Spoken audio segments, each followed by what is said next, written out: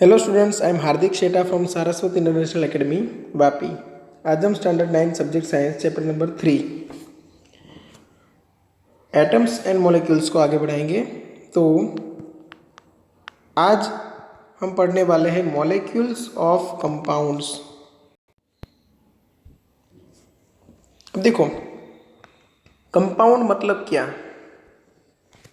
तो different element के atom, जैसे एक कार्बन का है और एक ऑक्सीजन का है, और ये दोनों ने जुड़ के बनाया कार्बन मोनोऑक्साइड, तो ये हो गया कंपाउंड। एक कार्बन, एक ऑक्सीजन, दूसरा ऑक्सीजन जुड़ के बनाया कार्बन डाइऑक्साइड, तो ये बन गया कंपाउंड। ठीक है। तो atoms of different elements join together in definite proportions to form molecules of compounds. Few examples are given in table. अब टेबल में एग्जाम्पल्स देखो। जैसे वाटर हम बोलते हैं, तो वाटर होता है H2O, मतलब दो एटम हाइड्रोजन के, एक एटम ऑक्सीजन का, और मिलके बनाता है H2O। अब देखो, हाइड्रोजन का मास क्या है? 1, ऑक्सीजन का 16। बट जब वाटर बनता है तब H2O से बनता है, मतलब H प्लस O, मतलब 1 प्लस 1 प्लस 16, टोटल मास होता है एक मॉलिक्यूल का 18 यूनिट। अब रेशियो में लिया जाए तो हाइड्रोजन का मास 1 प्लस 1 हो गया 2, ऑक्सीजन का मास हो गया एक का ही 16। तो रेशियो बाय मास आपको मिलेगा 2 डिवाइड बाई 16। यहाँ पे देखो, हाइड्रोजन का मास है 2, ऑक्सीजन का है 16, तो रेशियो लेंगे तो 2 डिवाइड बाई 16 मतलब 1 डिवाइड बाई 8 आया। तो यहाँ पे लिखेंगे 1/8। ठीक है, ये 1/8 क्या आया? रेशियो। एमोनिया देखो, एमोनिया बनता है एक नाइट्रोजन और 3 हाइड्रोजन से, मतलब क्या बनेगा? NH3। अब नाइट्रोजन का मास कितना है? 14। हाइड्रोजन का एक है, बट हाइड्रोजन यहाँ पे हमारे पास 3 है, तीनों का एक एक, मतलब टोटल मास कितना हुआ? 3। रेशियो ले लो तो 14 डिवाइड बाई 3, तो ये रेशियो आ गया 14/3। समझ में आया? तो वाटर है वो H2O है, एमोनिया है वो NH3 है, कार्बन डाइऑक्साइड मतलब CO2। अब एक कार्बन का मास हमने पढ़ा है 12, और ऑक्सीजन 2 है, एक का होता है 16, दो का कितना हुआ? 32। तो जब रेशियो लेंगे तब क्या करेंगे? 12 डिवाइड बाई 32, 8 से, सॉरी 4 से डिवाइड कर सकते हैं, तो 3 डिवाइड बाई 8, ऊपर नीचे 4 से डिवाइड कर दो तो 4 3 जार 12, नीचे 4 8 जार 32, तो ये रेशियो हमें मिलेगा 3 डिवाइड बाई 8। ठीक है, तो ऐसे आप रेशियो भी काउंट कर सकते हो। अब देखो, वाटर के लिए आपको दिया हुआ है एलिमेंट कौन सा है?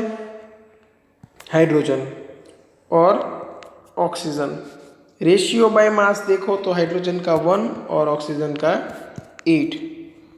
एटॉमिक मास यूनिट में यहाँ पे 1 आएगा, यहाँ पे 16 आएगा। ठीक है। Mass ratio by atomic mass, यहाँ पे देखो ये मास रेशियो है और ये एटॉमिक मास है, इन दोनों को डिवाइड करो तो यहाँ पे 1 और यहाँ पे 8 डिवाइड बाई 16, तो 1/2। सिंपलेस्ट रेशियो में कन्वर्ट करना चाहो तो यहाँ पे 2 से मल्टीप्लाई कर दो, यहाँ से 2 से मल्टीप्लाई कर दो, 2 2 कैंसिल आउट, यहाँ पे बन गया 1, यहाँ पे 2। मतलब ये कहना चाहते हैं कि हाइड्रोजन है वो 2 है और ऑक्सीजन कितने कंबाइन हुए? 1। जब हाइड्रोजन 1 कंबाइन हुआ तब ऑक्सीजन कितना? हाफ। अब हाफ एटम तो पॉसिबल नहीं है, इसीलिए 2 से मल्टीप्लाई करके फुल नंबर्स लेके आए। तो हमने यहाँ पे 2 से मल्टीप्लाई किया, यहाँ से 2 से मल्टीप्लाई किया, तो 1 2 जार 2 बन गया, यहाँ पे 2 2 कैंसिल, आंसर आ गया 1। ठीक है, चलो, तो ये रेशियो आप मेज़र कर सकते हो ऑटोमेटिक। कैसे? तो हाइड्रोजन और ऑक्सीजन को वाटर में से अलग करो, हाइड्रोजन का मास अलग काउंट कर लो, ऑक्सीजन का मास अलग कर लो और दोनों के मास का रेशियो निकाल लो। और रेशियो की हेल्प से हमें पता चलता है कि ये जो वाटर है वो कितने हाइड्रोजन से और कितने ऑक्सीजन से बना है। ओके, चलो यहाँ तक समझ में आ गया होगा। फिर से मैं रिपीट कर रहा हूँ, सबसे पहले जो लिया है वो रेशियो बाय मास लिया हुआ है। रेशियो बाय मास हमें कितना मिला था? 1/8। मतलब क्या कि H2O में अगर आपको 3 ग्राम हाइड्रोजन मिलता है तो 14 ग्राम ऑक्सीजन मिलेगा, 24 ग्राम ऑक्सीजन मिलेगा। इन दोनों का रेशियो निकालो तो 3/24 आपको मिलेगा 1/8। अगर हाइड्रोजन 4 ग्राम मिलता है तो ऑक्सीजन मिलेगा 32। रेशियो ऑलवेज क्या रहता है? 1/8। इसलिए सबसे पहले कॉलम में हमने रखा है रेशियो बाय मास 1/8। तो यहाँ पे हाइड्रोजन के लिए 1 तो ऑक्सीजन के लिए 8। एटॉमिक मास यूनिट हाइड्रोजन का 1 है, ऑक्सीजन का 16 है, ये भी हमें पता है। अब इन दोनों को डिवाइड करो तो 1/1 क्या हुआ? 1। 8/16 क्या हुआ? 1/2। यहाँ पे फुल नंबर चाहिए तो एलसीएम लेना पड़ेगा। एलसीएम क्या आएगा? 1 एंड 1/2 का। तो नीचे देखो, एक आप करना चाहते हो 1/1 और एक 1/2, दोनों में कॉमन क्या है? 2। एलसीएम क्या निकलेगा? 2 निकलेगा। इसलिए यहाँ पे 2 से और यहाँ पे 2 से मल्टीप्लाई कर दिया तो आपको मिला सिंपलेस्ट रेशियो 2/1। मतलब हाइड्रोजन एंड ऑक्सीजन 2/1 रेशियो में कंबाइन होते हैं। 2/1 रेशियो मतलब हाइड्रोजन के जब 2 एटम होंगे तब ऑक्सीजन का 1 होगा। हाइड्रोजन के एटम 8 कर दिए तो ऑक्सीजन के कितने हो जाएंगे? 4। रेशियो क्या रहेगा? ऑलवेज 2/1। ठीक है, अब देखते हैं what is an ion. What is an ion? Compounds composed of metals and non metals contain charge species. यहाँ पे देखो, यहाँ पे वाटर, एमोनिया, कार्बन डाइऑक्साइड जो भी फॉर्म हुआ था, एक नॉन मेटल दूसरा नॉन मेटल, ये भी नॉन मेटल ये भी नॉन मेटल, ये भी नॉन मेटल ये भी नॉन मेटल। तो सिमिलर टाइप की मैटर थी, उनके बीच में बॉन्ड बना था तो उनको हमने क्या बोला था? Just compounds. अब ये बनेगा आयन और जो कंपाउंड्स बनेंगे उसको बोला जाएगा आयोनिक कंपाउंड्स। अब यहाँ पे क्या होता है समझो कि मैंने आपको एटम पढ़ा दिया है, ठीक है। सपोज NaCl बनना है तो Na है, उसका एटॉमिक नंबर क्या है? 11 और आउटर ऑर्बिट में कितने इलेक्ट्रॉन्स हैं? 1, 281 करके। क्लोरीन के लिए एटॉमिक नंबर है 17 और इलेक्ट्रॉन कॉन्फ़िगरेशन है 287। देखो, इन दोनों को स्टेबल होना है तो ये एक इलेक्ट्रॉन क्या करना चाहता है? लूज करना चाहता है। ये एक इलेक्ट्रॉन क्या करना चाहता है? गेन करना चाहता है। इलेक्ट्रॉन कैसा होता है? इलेक्ट्रॉन होता है नेगेटिव। तो जो लूज करेगा उसमें से नेगेटिविटी कम होगी तो वो खुद क्या बनेगा? पॉजिटिव। और क्लोरीन जो इलेक्ट्रॉन गेन कर रहा है तो उसके अंदर नेगेटिविटी आएगी, मतलब वो बनेगा नेगेटिवली चार्ज्ड। अब ये दोनों एटम, एक पॉजिटिव एक नेगेटिव, दोनों एक दूसरे की तरफ अट्रैक्ट होते हैं और धीरे धीरे धीरे धीरे कंबाइन होके बना देते हैं NaCl। और इनके बीच में एक आयोनिक बॉन्ड बन गया बाय द शेयरिंग, या तो आप शेयरिंग तो नहीं बोल सकते, बाय द लूजिंग और गेनिंग इलेक्ट्रॉन। एक ने इलेक्ट्रॉन लूज कर दिया, दूसरे ने इलेक्ट्रॉन गेन कर दिया और बना दिए आयंस। ऑपोजिटली चार्ज्ड आयन से वो दोनों एक दूसरे को अट्रैक्ट करते हैं और जुड़ जाते हैं। ऐसे पूरा एक बन जाता है मॉलिक्यूल सोडियम क्लोराइड का, जिसको हम नमक बोलते हैं, सॉल्ट। ठीक है, तो याद रखना, पहले से मैं यहाँ पे रिवाइज करा रहा हूँ आपको। देखो, compounds composed of metals and non metals contain charge species. The charged species are known as ions. ठीक है, तो आयंस की डेफिनेशन यहाँ पे है, अच्छे से याद रखनी है। Clear? An ion is a charge particle and can be negatively और पॉजिटिवली चार्ज्ड। ठीक है, आयन नेगेटिव भी हो सकता है, पॉजिटिव भी हो सकता है। अ negatively charged ion is called anion and the positively charged ion is called cation. एक है एनायन, एक है कैटायन। ठीक है, एनोड के ऊपर से, एनोड आयन के ऊपर से बना एनायन एंड कैथोड आयन के ऊपर से बना cation. Anode and cathode word Greek word है। ठीक है, anode and cathode Greek word है। एक्चुअली वो वर्ड्स है एनाडोस एंड कैथाडोस। ठीक है, ग्रीक वर्ड क्या थे? एनाडोस एंड कैथाडोस। उसके ऊपर से इंग्लिश में कन्वर्ट हुआ एनोड एंड कैथोड। तो एनोड के ऊपर जो चार्ज पार्टिकल्स होते हैं वो एनायन, कैथोड के ऊपर कैटायंस।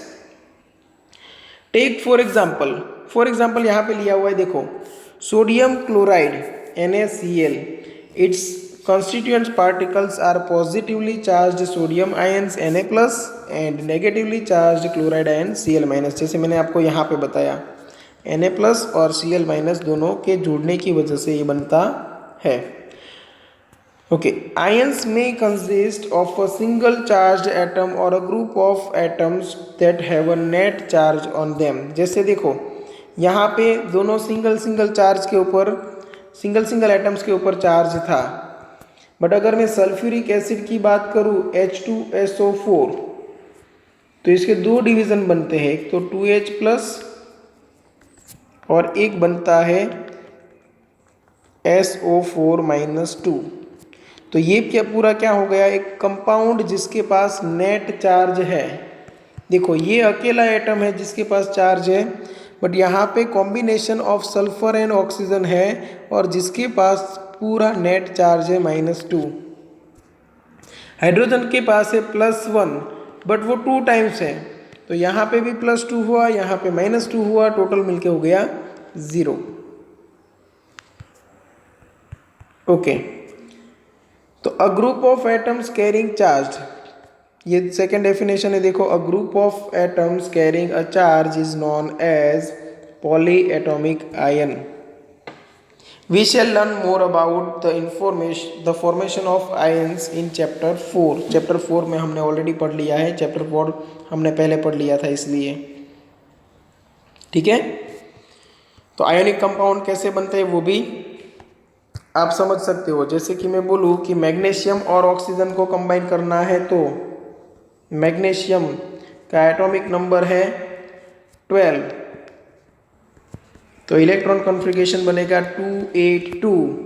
ऑक्सीजन का एटॉमिक नंबर है 8, तो उसका इलेक्ट्रॉन कॉन्फ़िगरेशन बनेगा 26। ये 2 इलेक्ट्रॉन लूज करेगा, ये 2 इलेक्ट्रॉन गेन करेगा। 2 इलेक्ट्रॉन जो लूज कर रहा है और 2 इलेक्ट्रॉन जो गेन कर रहा है वो दोनों चार्ज बनेंगे। जिसने लूज किया वो पॉजिटिवली चार्ज और जिसने गेन किया वो नेगेटिवली चार्ज। अब हमें पता है पॉजिटिव नेगेटिव अट्रैक्ट होंगे और धीरे धीरे कंबाइन होके बना देंगे मैग्नीशियम ऑक्साइड।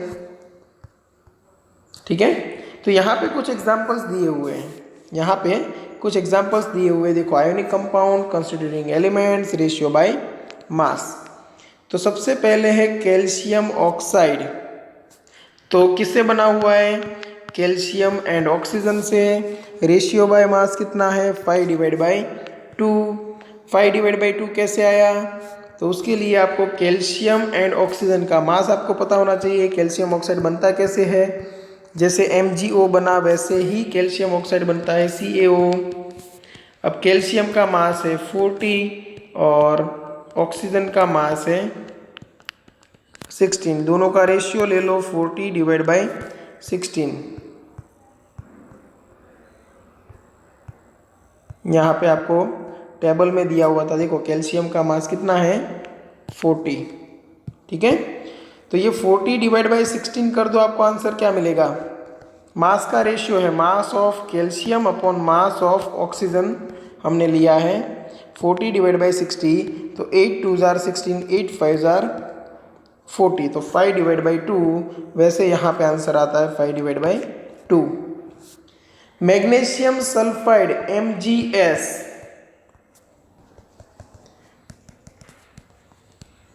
तो मैग्नीशियम का मास कितना है और सल्फर का मास कितना है? तो देखो यहाँ पे हमारे पास टेबल था, उसके अंदर दोनों मास की वैल्यूज दी हुई है। मैग्नीशियम का मास है 24, सल्फर का मास है 32। तो आप क्या करोगे, 24 डिवाइड बाई 32 कर दोगे, तो 24 डिवाइड बाई 32 करो तो 8 3 जार और 8 4 जार 32, तो 3/4 आंसर आएगा। तो ये हुआ ratio by mass for magnesium sulphide. किससे बना हुआ है? मैग्नीशियम एंड सल्फर से। सोडियम क्लोराइड, तो सोडियम का मास होता है 23 और क्लोरीन का मास होता है 35.5। तो सोडियम एंड क्लोरीन से बना हुआ ये मॉलिक्यूल सोडियम क्लोराइड के लिए रेशियो बाय मास रहेगा 23 डिवाइड बाई 35.5। ठीक है, चलो यहाँ तक रखते हैं। अगर किसी को कोई डाउट है तो एनी टाइम कॉन्टेक्ट कर सकते हो। अच्छे से समझ में आ गया होगा, एक बार अच्छे से word to word textbook का पढ़ लेना, और कहीं पे डाउट लगे तो आप पूछ सकते हो। ठीक है, चलो यहाँ तक रखते हैं। Thank you.